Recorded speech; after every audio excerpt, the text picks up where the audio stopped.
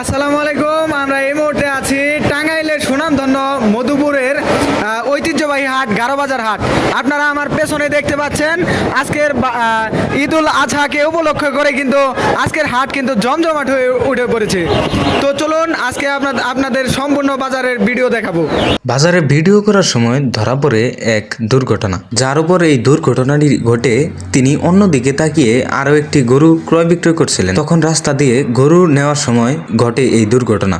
যদিও তিনি বেশি আঘাতপ্রাপ্ত হননি, তারপরেও হাট বাজারে সবসময় চোখ কান খোলা সবসময় রাখতে হয়। চলুন আজকের ভিডিওটি শুরু করা যায়। টাঙ্গাইল জেলার মধুপুর উপজেলার সব থেকে বড় হাটের মধ্যে একটি হাট হলো আমাদের এই সুনামগঞ্জ গারোবাজার গরু হাট। এটি সপ্তাহে প্রায় 2 দিন রবিবার এবং বুধবার হয়ে থাকে। আজকে ছিল ঈদুল আজহাকে উপলক্ষে করে তার মধ্যে একটি জমজমাট। এটি মূলত মধুপুর, ঘাটাইল এবং ফুলবাড়িয়া উপজেলার সংযোগস্থলে এই বাজারটি হওয়ায় 3 উপজেলার মানুষই বেশি এই হাটে গরু বেচাকেনা করতে আসে। এই বাজারে কৃষকেরা তাদের গরু, ছাগল, মহিষ ইত্যাদি কেনাবেচা করতে আসে। বিশেষ করে বছরে 2 ঈদ, ঈদুল ফিতর এবং ঈদুল আজহার এর সময় এই হাটটি অনেক বড় আকার ধারণ করে।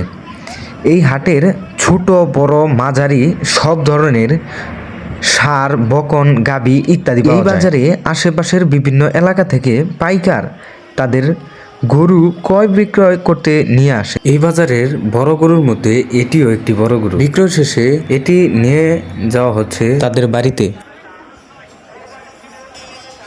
প্রথমেই যে আপনাদেরকে ছোট দুর্ঘটনাটি দেখিয়েছিলাম সেটি ঘটে মূলত এই যে এইভাবে দেখেন, গরুটি বিক্রয় শেষে নিয়ে আসা হচ্ছে বাজারের মাঝখান থেকে। এরপর হঠাৎই একজন গরুর মাথায় ব্যাগ দিয়ে একটা বাড়ি দেয়।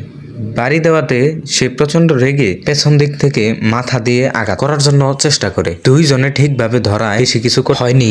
এরপর গরুটি 3 জনে মিলে ধরে পিকআপের মধ্যে নিয়ে তুলে চলে যায়।